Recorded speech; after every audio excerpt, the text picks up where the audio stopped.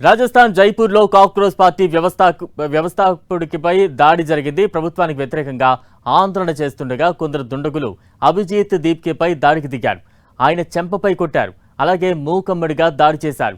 దీంతో అక్కడ తీవ్ర ఉద్రిక్తత చోటు చేసుకుంది.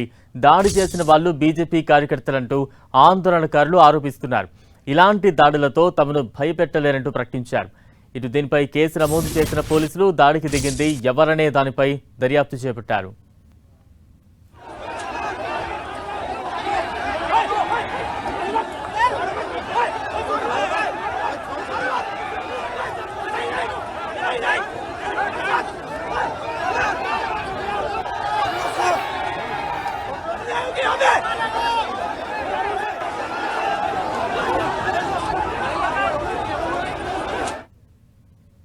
రాజస్థాన్ జైపూర్ లో కాక్రోచ్ పార్టీ వ్యవస్థాపకుడిపై దాడి జరిగింది. ప్రభుత్వానికి వ్యతిరేకంగా ఆందోళన చేస్తుండగా కొందరు దుండగులు అభిజిత్ దీప్కేపై దాడికి దిగారు.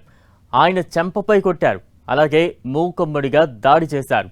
దీంతో అక్కడ తీవ్ర ఉద్రిక్తత చోటు చేసుకుంది. దాడి చేసిన వాళ్ళు బీజేపీ కార్యకర్తలు అంటూ ఆందోళనకారులు ఆరోపిస్తూ ఉన్నారు.